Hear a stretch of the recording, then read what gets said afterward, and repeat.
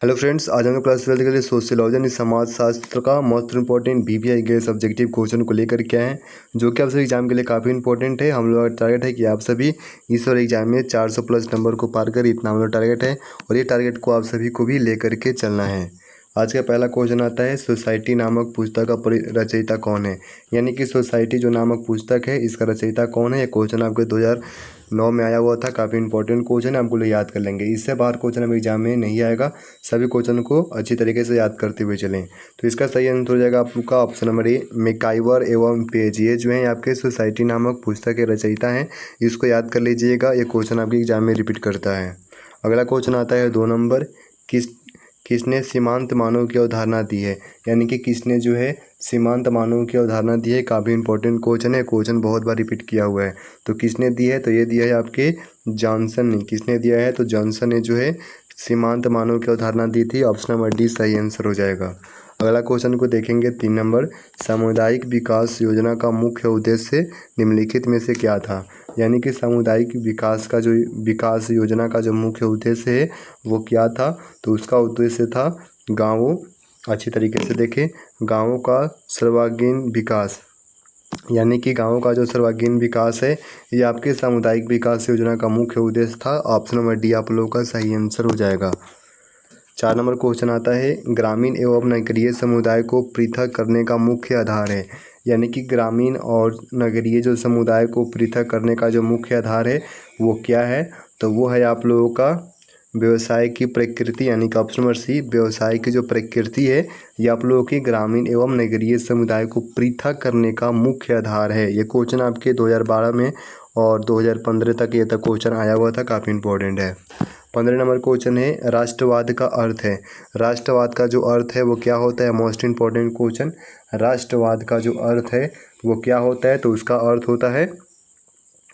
हो जाता है, चलिए इसका अर्थ होता है सामान्य सामाजिक पृष्ठभूमि, ये भी नहीं होता है। सामान्य जाति पृष्ठभूमि, ये भी नहीं होता है। सामान्य भौगोलिक पृष्ठभूमि, ये भी नहीं होता है। इसमें जितने ऑप्शन है इसमें राष्ट्रवाद का अर्थ नहीं दिया हुआ है, तो सही आंसर हो जाएगा ऑप्शन नंबर डी। यानी कि ऑप्शन नंबर डी आप लोगों का सही आंसर है।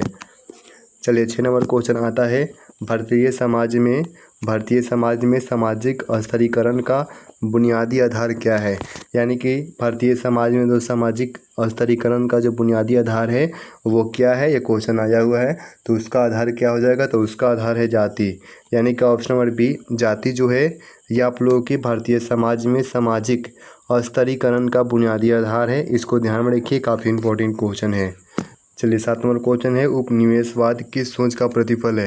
यानी कि उपनिवेशवाद जो है वो किस सोच का प्रतिफल है, तो ये आप लोगों के समाजवाद का, यानी कि ऑप्शन नंबर बी, यह समाजवाद के सोच का प्रतिफल है। ऑप्शन नंबर बी आप लोगों का सही आंसर हो जाएगा। 8 नंबर क्वेश्चन देखिए, समाजशास्त्र का जनक कौन है। समाजशास्त्र का जो जनक है वो कौन है, तो वो है आपके काफ्ट। यानी काफ्ट जो हैं ये आपके समाजशास्त्र के क्या है, जनक है। क्वेश्चन बहुत बार रिपीट किया हुआ है, इस क्वेश्चन को आप लोग याद कर ले, काफ़ी इंपॉर्टेंट है। 9 नंबर क्वेश्चन आता है, भारत के किस विश्वविद्यालय से समाजशास्त्र की पढ़ाई शुरू हुई थी। यानी कि भारत के किस विश्वविद्यालय से जो है समाजशास्त्र की पढ़ाई शुरू हुई थी, तो वो किस विश्वविद्यालय से हुई थी, तो वो हुई थी आपके बम्बई विश्वविद्यालय से। यानी कि ऑप्शन नंबर ए आप लोग का हो जाएगा सही आंसर। बम्बई विश्वविद्यालय से जो है भारत के बम्बई जो विश्वविद्यालय से जो है समाजशास्त्र की पढ़ाई शुरू हुई थी। काफ़ी इंपॉर्टेंट क्वेश्चन है। चलिए 10 नंबर क्वेश्चन आता है, क्रिप्स योजना कब प्रारंभ हुआ था। यानी कि क्रिप्स जो योजना है वो कब प्रारंभ हुआ था, तो ये प्रारंभ हुआ था 1942 में। कब प्रारंभ हुआ था, तो 1942 में प्रारंभ हुआ था। ऑप्शन नंबर ए सही आंसर है। इसको आप लोग याद कर लें, जितने भी क्वेश्चन है काफ़ी इंपॉर्टेंट है। किसी भी क्वेश्चन का आंसर आप लोग को पता होता है तो उसको आप लोग कमेंट बॉक्स में देते हुए चलेंगे, इससे क्वेश्चन जल्दी याद हो जाएंगे। 11 नंबर क्वेश्चन आता है, समाजशास्त्र की उत्पत्ति किस भाषाओं से हुई है। समाजशास्त्र की जो उत्पत्ति है वो किस भाषाओं से हुई है, किस भाषाओं से हुई है, तो लैटिन एवं ग्रीक। यानी कि ऑप्शन नंबर बी, लैटिन एवं ग्रीक भाषाओं से हुई है। ऑप्शन नंबर बी आप लोगों का सही आंसर हो जाएगा। 12 नंबर क्वेश्चन है, सोसाइटी इन इंडिया किसने लिखी। सोसाइटी इन इंडिया जो है वो किसने लिखी थी, तो वो लिखी थी आपने किसने, जल्दी बताएं, कमेंट करके जल्दी जल्दी बताएंगे आप लोग। चलिए, मेडल बम जो है इन्होंने सोसाइटी इन इंडिका जो है पुस्तक लिखी थी, ये काफ़ी इंपॉर्टेंट है। जिन्होंने ऑप्शन नंबर ए सही किया उनका ऑप्शन नंबर ए सही आंसर हो जाएगा। 13 नंबर क्वेश्चन है, कौन सी भारतीय समुदाय की सर्वप्रथम विशेषता है?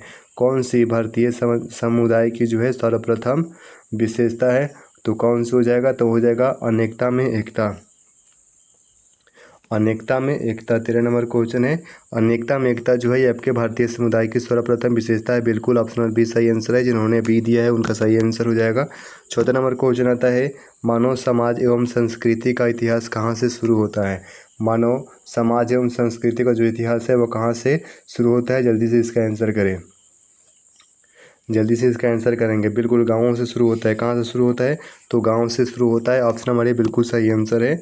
15 नंबर क्वेश्चन आता है, भारतीय समाज का विभाजन कई आधारों पर हुआ है। यह विभाजन ही कहलाता है, यानी कि भारतीय समाज का जो विभाजन है वह कई आधारों पर हुआ है। इस विभाजन को क्या कहा जाता है? तो इस विभाजन को कहा जाता है आपके समुदाय। ऑप्शन नंबर ए क्या कहा जाता है? तो समुदाय कहा जाता है। ऑप्शन नंबर ए आप लोगों का सही आंसर है। 16 नंबर क्वेश्चन आता है, आर्थिक आधार पर समाज कितने वर्गों में विभक्त है?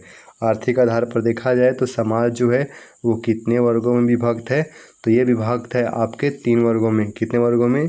3 वर्गों में विभक्त है। ऑप्शन नंबर सी सही आंसर हो जाएगा। चलिए अगला क्वेश्चन आता है 17 नंबर, उपनिवेशवाद का संबंध है। उपनिवेशवाद का जो संबंध है वो किससे है?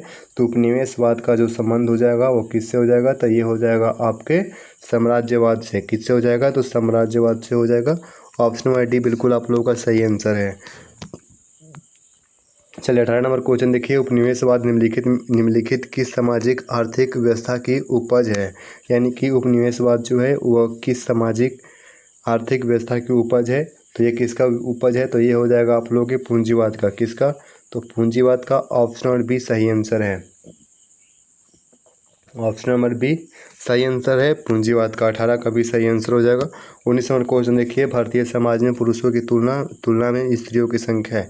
यानी कि भारतीय समाज में पुरुषों की तुलना में स्त्रियों की जो संख्या है वो कितनी है? तो देखिए वो कितनी है, तो वह कम है। यानी कि भारतीय समाज में पुरुषों की जो संख्या है वो अधिक है और स्त्रियों की जो संख्या है वो कम है। ऑप्शन नंबर बी सही आंसर हो जाएगा। आज का लास्ट क्वेश्चन आता है 20 नंबर, किसने कहा समुदाय समाज सामान्य जीवन का एक क्षेत्र है? समुदाय जो है सामान्य जीवन का एक क्षेत्र है, ये किसने कहा था? ये किसने कहा था? तो ये कहा था आपके मैकाइवर एवं पेज ने कहा था। ऑप्शन नंबर ए सही आंसर हो जाएगा। काफ़ी इंपॉर्टेंट क्वेश्चन है, इस क्वेश्चन को आप लोग याद कर लेंगे, काफ़ी इंपॉर्टेंट है। 20 क्वेश्चन आपके कंप्लीट हो गए। 20 में से कितने क्वेश्चन का आंसर आपने सही किया है कमेंट करके बताएंगे। और भी आप लोगों का सोशियोलॉजी का ऑब्जेक्टिव क्वेश्चन चाहिए तो कमेंट करें। मिलते हैं अगले वीडियो में। धन्यवाद।